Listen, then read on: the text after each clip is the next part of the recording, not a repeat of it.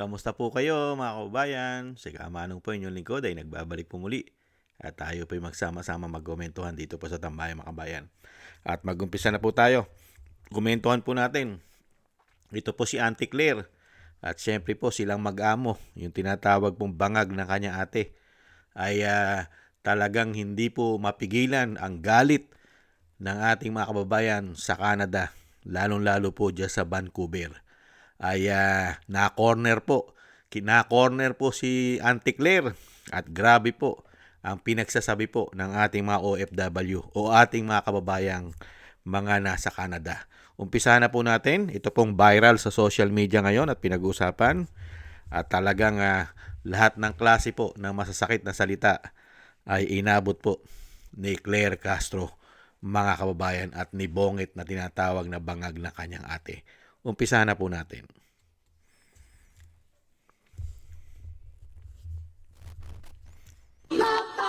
Feeling the Filipino taxpayers, and she's a spokesperson. She's a liar! Sinungaling! Sinungaling! Sinungaling! Sinungaling! Pangit! Pangit!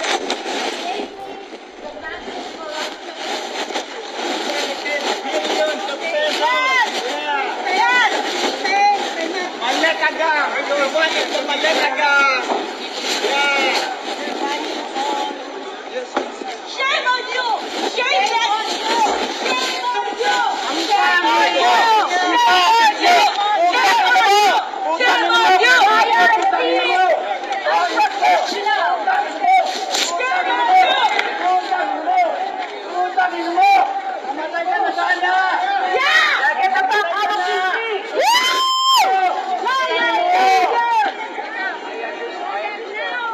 Liar! Stealing the money of Filipino taxpayers! Yan po mga kababayan, nakatikim po si Auntie Claire ng isang damukal na pagmumura ng ating mga kababayan sa Vancouver, Canada. Ito pa po mga kababayan. Nawala po angas niya ngayon. $400 per month?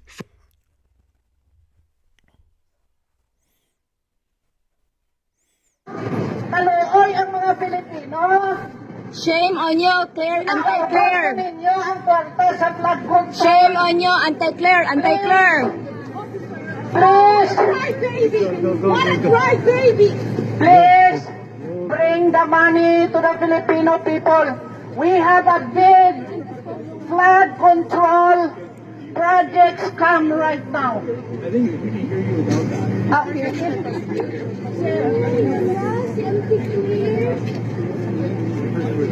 Kapal ng mukha.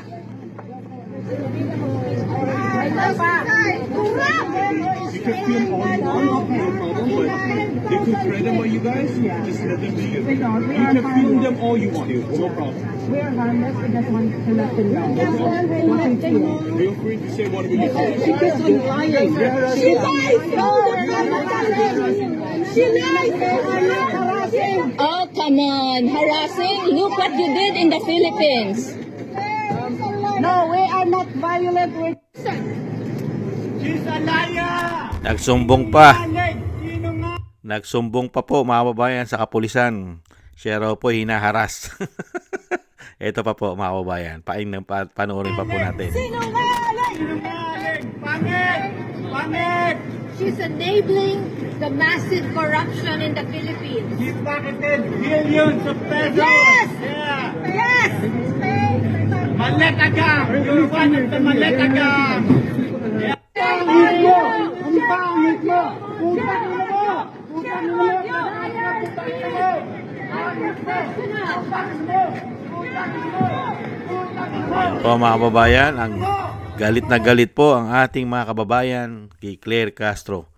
At syempre, hindi lang naman po kay Claire Castro galit na galit po ang ating mga kababayan. Ito pa po mga kababayan, isa pang galit na galit kay bangag na tinatawag na kanyang ate. Grabe. Lumabas na si Pangulong Ferdinand Marcos Jr. ng Jollibee Store. Kasabay nito nagsilabasan yung mga nagkikilos protesta dito sa Vancouver, Canada. kasabay rin ng kilos protesta nila at na-event ni Pangulong Marcos, malakas ang ulan dito sa Vancouver.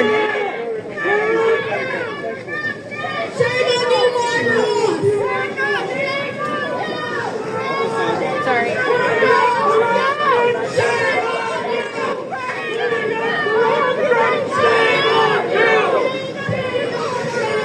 Ang ginigit naman nakikilos protesta, hindi raw welcome si Pangulong Marcos dito sa Vancouver, Canada. At pinapanawagan nila na mabigyan ng hustisya yun ang nangyaring korupsyon sa Pilipinas.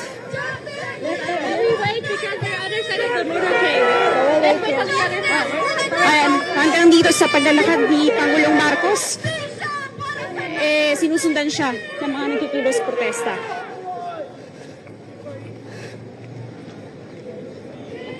So ayan, hinarangan na ng mga police authorities ng Canada yung mga nagkikilos protesta dito. At yan muna ang pinakahuling update mula dito sa Vancouver, BC, Canada. Yan po, sa Vancouver, BC, Canada. Yung mag-amo po, mga kababayan, yung mag-amo ay nakatikim po na isang damukal na PI.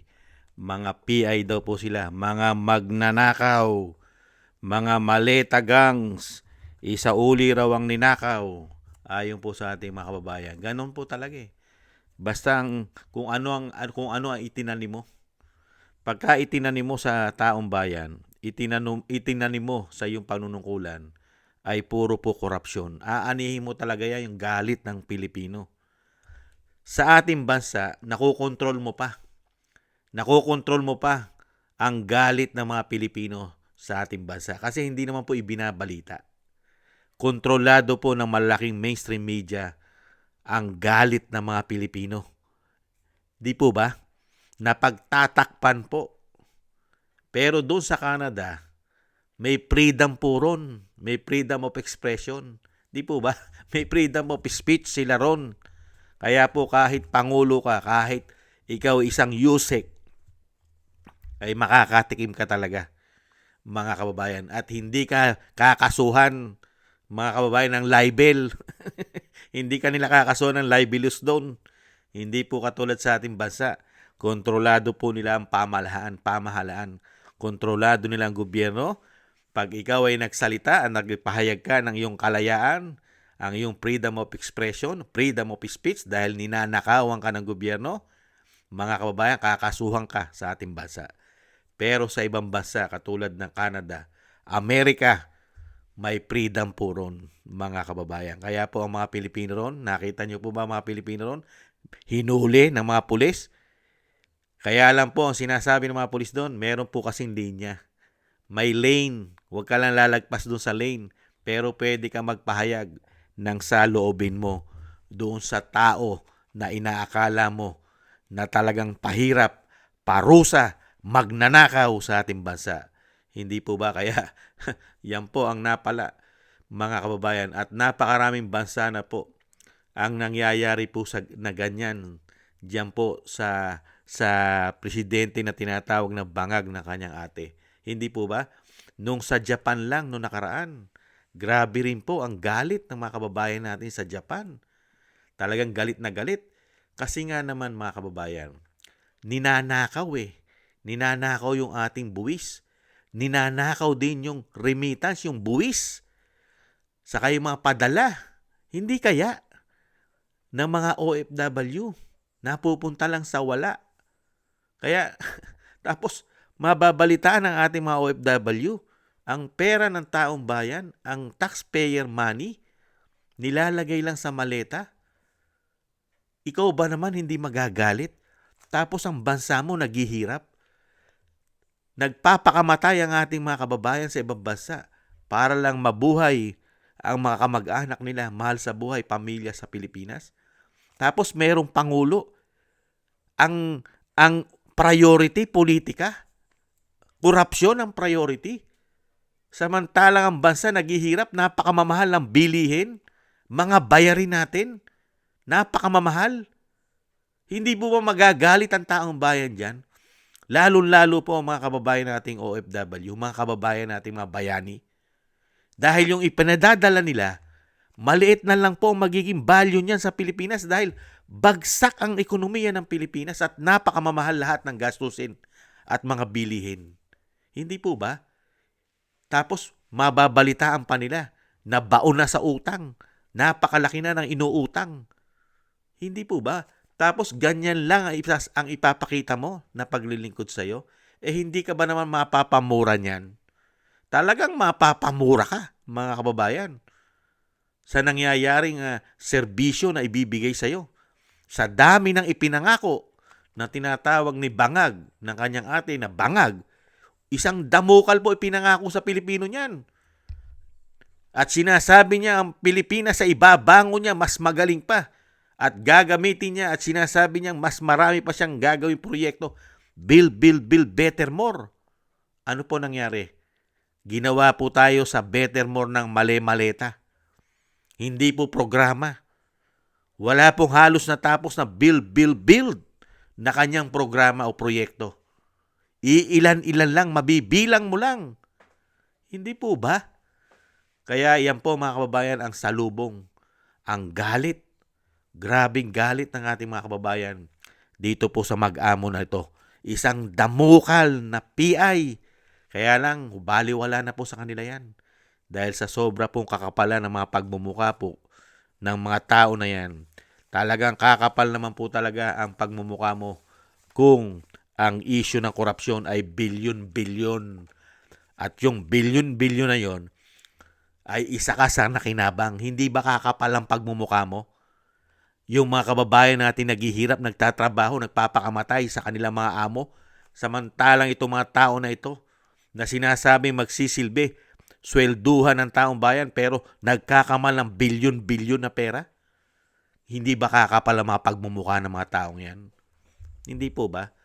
Yan po mga kababayan, ang nangyari po, hindi po katanggap-tanggap sa ating mga kababayan ang mag-amo na sinasabing mga magnanakaw daw po ayon sa ating mga kababayan dyan sa Vancouver, Canada. Mga magnanakaw daw po, mga kababayan.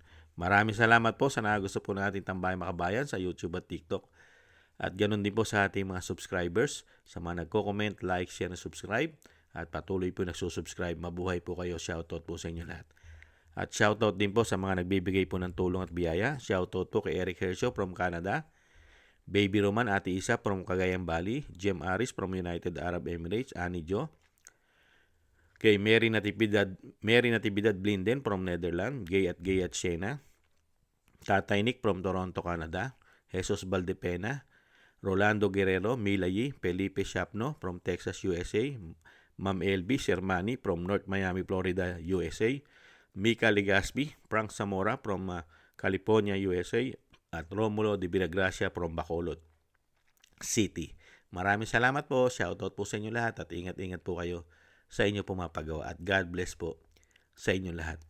At tayo po mga kabayan, tiis-tiis lang po tayo. Bye-bye!